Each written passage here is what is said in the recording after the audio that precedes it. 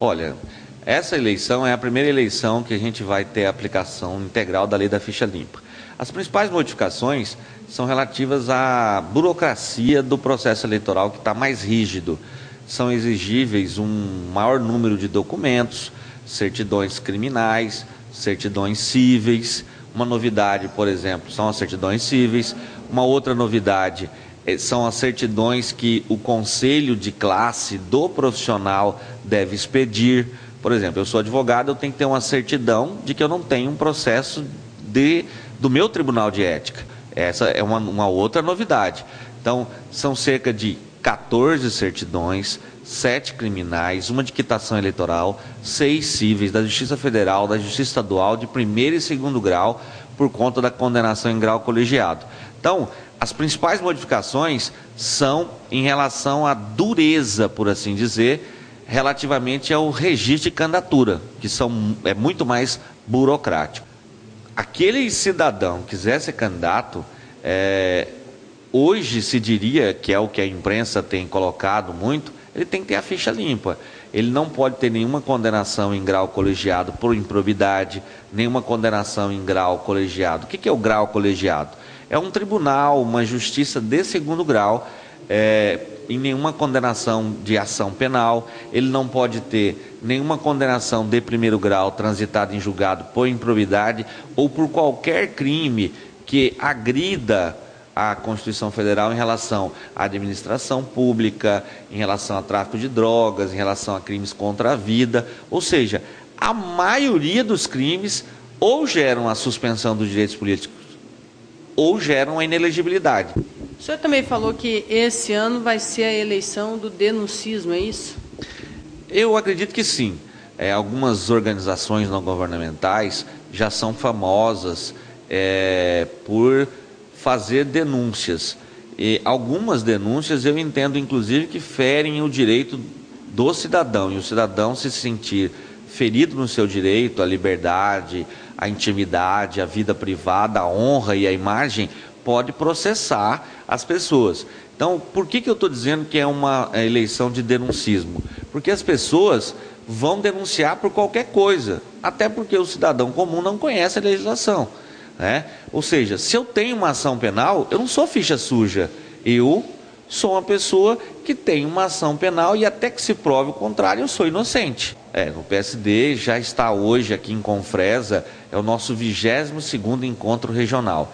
Se você colocar uma média de 6 municípios por encontro regional, né, só faltam 3 encontros, um amanhã, domingo, em Alto Araguaia, e ainda faremos 2 essas semanas, um em Paranatinga e um em Jaciara, concluindo 141 municípios. É o único partido que está se mobilizando para preparar os diretórios municipais para as modificações da lei da ficha limpa. Sim, o PSD está muito bem estruturado para as eleições de 2012. Eu queria que o senhor só falasse para a gente essa questão das vagas, que esse ano mudou também na questão para as mulheres. Na verdade, a modificação foi em relação à obrigatoriedade da divisão entre os sexos, porque a gente acostumou a dizer, inclusive o pessoal chamava de lei do batom, né? Porque dizendo que as mulheres tinham 30% das candidaturas. Isso não é verdade. Desde que a lei foi criada, a lei estabelece que as candidaturas têm que ser divididas em no máximo e no mínimo 70% e 30% entre os sexos. Doutora, a questão do ficha limpa tem se comentado muito. O ficha limpa, ele existe. O ficha suja, como é que se define um ficha suja? Essa é uma questão interessante.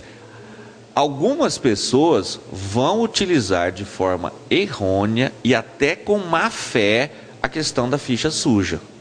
Por quê? Ora, se eu desistir da minha candidatura, ou se eu não conseguir em tempo hábil juntar todos os documentos, o meu registro de candidatura vai ser indeferido.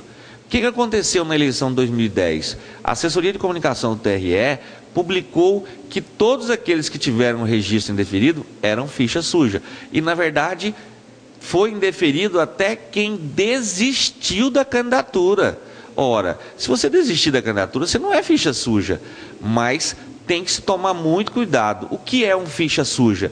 É uma pessoa que, dentro da modificação eleitoral, da legislação eleitoral, ele tenha uma condenação criminal por um crime contra a administração pública em um tribunal.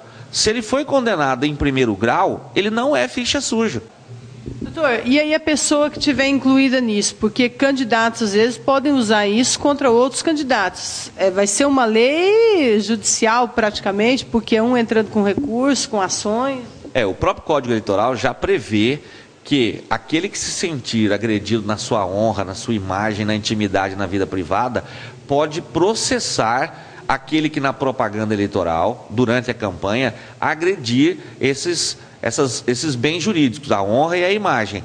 Por exemplo, uma pessoa que não é ficha suja, mas que seja agredido como ficha suja durante a campanha, isso é uma campanha difamatória, é uma campanha de baixo nível. E o candidato pode contratar um advogado e entrar com uma ação penal e entrar com uma ação civil, inclusive de indenização por danos morais, por agressão à imagem, à intimidade, à vida privada e à honra daquela pessoa que foi agredida. Nessa campanha, é uma campanha em que os partidos devem se profissionalizar e os profissionais da área jurídica, da área contábil, têm que estar muito bem preparados, porque não é qualquer profissional. A gente, quando vai se separar, por exemplo, fazer uma ação de divórcio, a gente procura um advogado de família. Se você vai entrar com uma ação contra um banco, você procura um advogado da área bancária. Se você vai mexer com processo eleitoral, procure um advogado da área eleitoral.